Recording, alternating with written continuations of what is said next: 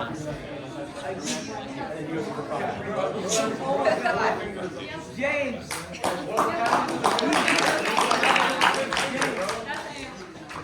Turn around. The greatest guy. My ex-boyfriend, you know.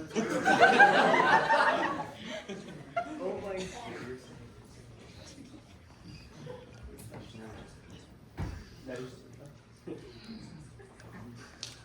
He's not just a man. He's not just a Superman. He is our gracious leader. Hi everyone, I'm Chloe, I'm James. I'm Benji. I'm Kelly. and today we are going to be arguing that Elon Musk is an extraordinarily moral human being. For our first premise, under utilitarianism, we are going to stipulate that doing good in the world makes someone a moral human being. And for our second premise, we are going to argue that Elon Musk does an extraordinary amount of good in the world. And therefore, accepting both of those premises, we can arrive at the conclusion that Elon Musk is an extraordinarily moral human being.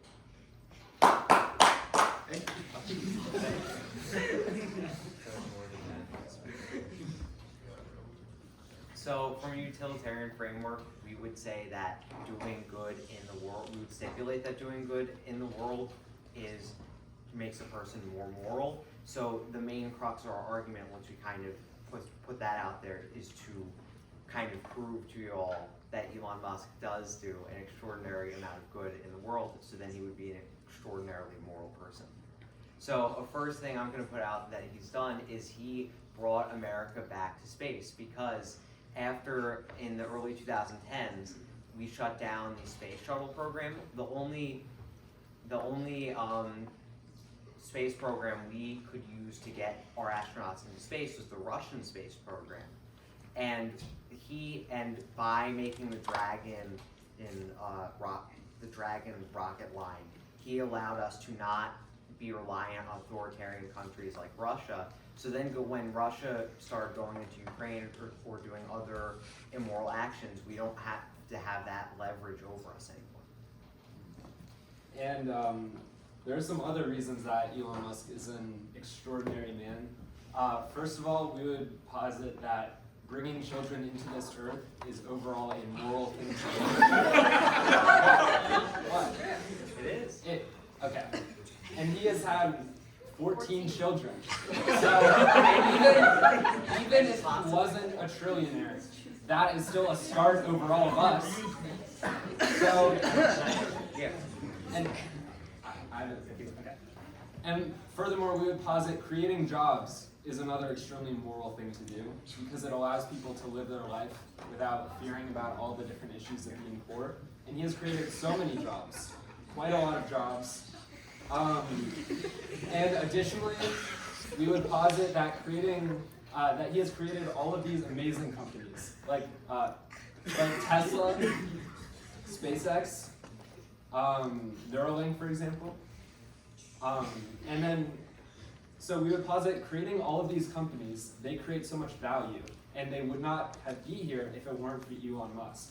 And furthermore, they wouldn't be the massive scale that they are currently.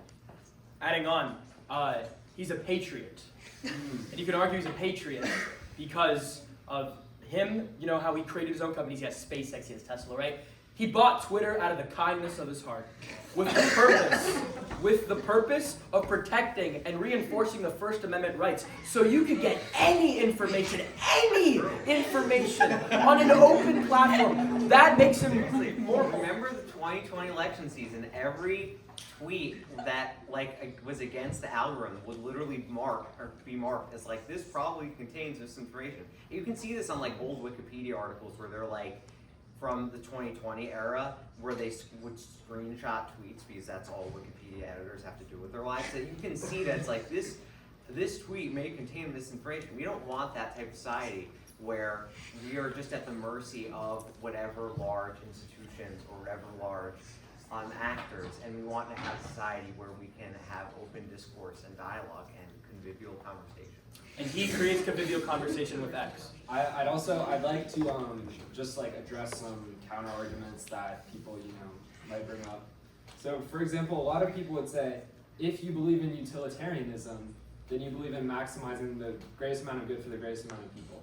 So wouldn't donating $1 trillion, or reasonably whatever amount he can liquidate, wouldn't that be more beneficial? Giving it to, for example, people who are starving, people who are suffering from illness. And we would actually say no. That would actually be worse. And the main reason is that, what does he own? He doesn't own money. Well, he does own some money. But most of his wealth is in companies. And we believe if he sold off his stake in the companies, then these companies would not be allowed to flourish. They would not be able to create the amount of value that they are today. So if he sold all of this, it would lead to all of these companies declining. It would lead to our space program failing. It would lead to people who might want Neuralink to not be able to get it. It would lead to it helps disabled people move things on like computers. You know, people would buy less electric vehicles, for example. So we would posit that although yes, there would be good from donating to charity, and he is a philanthropist, he does donate more than any of us to charity. I'd just like to mention that. But we also believe this money is better in his hands as a trillionaire because he is smart. He's been able to create all of these companies. In fact, we want to give him more money. You can actually send money to him on Twitter. So we would love all of you to just send like a small dollar amount donation, like $5, and it will be better in his hands than any of our hands. Can I just talk about assets versus liquid cash for a second? So I want to just kind of say that more generally. Obviously, Kelly was going a lot in praising the personal elements of Elon Musk. I would also say just the assets versus like liquid in how much money he has. Yeah, it's important to note that the money he had is like $1 trillion is mostly in different assets like stocks and other such things, and just properties and things like that. I'd say that having it in assets creates a lot more value than just throwing like liquid cash at whatever project you want to do, because think of like a house. Like a house is worth, say you have a $500,000 house. A house is worth that much because it's already built, because it creates value by letting people live, work, eat, sleep in that house. But if you were to just cut it all down and like sell off the wood, like it's not, you're not gonna get that much out of it. Maybe you can make some firewood with that. But if you already, it takes a lot more to like build institutions and build different companies than just to like throw around money. If we just throw all that money, then it will just all disappear. It won't be able to appreciate into larger shareholder value for all of these amazing companies. And there's something like And as a trillionaire, he's a trillionaire. And that number, he's the first of its kind. So who are we? You know, what a great progress for a history to have a trillionaire. And with someone with that obscene amount of logic and intellect, you have to, submit your money, your authority, and your will over to Elon Musk because he's thinking about things beyond the Earth. He wants space exploration as well, and I think someone's going to talk about space exploration. We won't hit on that, but We already talked about space exploration.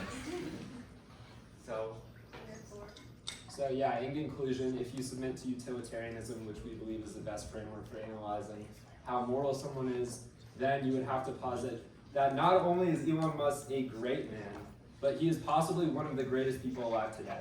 Thank you.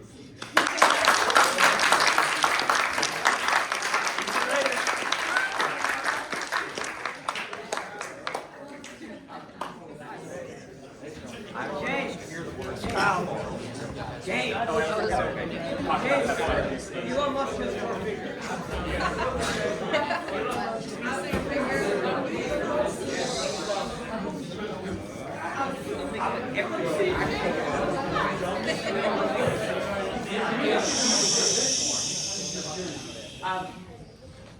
So first, I have a personal interest disclosure. I do receive money from Elon Musk, namely for my very wonderful posts that I make lots of his money on. So I'm just acknowledging the conflict of interest here. Thank you for picking such a brave and controversial topic. Yeah, it's very virtuous to argue for what you believe, even when you think other people might not take it seriously or might not agree with it. And I really appreciate sort of like pushing people to really reflect on things beyond their political boundaries. So by no means am I about to speak ill of Elon Musk. I simply, I left the cave long ago. I know no empirical facts. I would simply like to say a little more about what the argument might go through to be even more compelling. If I recall correctly, you guys made the argument that Elon Musk, I may be paraphrasing, did a lot of good in the world. Doing a lot of good in the world makes you a morally extraordinary person. Therefore, Elon Musk is a morally extraordinary person. So I think I would put pressure on the second premise, that doing an enormous amount of good in the world makes you an extraordinary person. And no, I'm not just going to say, oh, Kantianism is true and therefore it's false. So I'm going to start off with a silly example and then talk about how it might relate here. So suppose I think it would be like really funny to like just push an old lady in front of a bus. So I do it. And then it turns out she's the next Hitler. She was going to kill millions and millions of people, as it turns out. So I've done an extraordinary amount of good in the world, but I'm also probably a pretty bad person. So in my opinion, even if you're utilitarian, you should think that even if you have an action that in fact maximizes utility, if you don't do it for the right reasons or from the right motivations, you still don't count as having a good moral character. So I could see hypothetically a person saying of Elon Musk that, capitalism is so great, it sets it up so that people following their local incentives have to do all these wonderful and productive things for others. But this imagined objector who isn't me would say, but they would say, perhaps Elon Musk might be doing these things for some other motive, such as personal glory. And in that case, if you buy these empirical claims about Elon Musk's character that I can't speak about because I don't know the guy, then you might think, it's a happy accident from his point of view that he did these things that make the world so much better off, even though it's not really his moral character that gets the credit.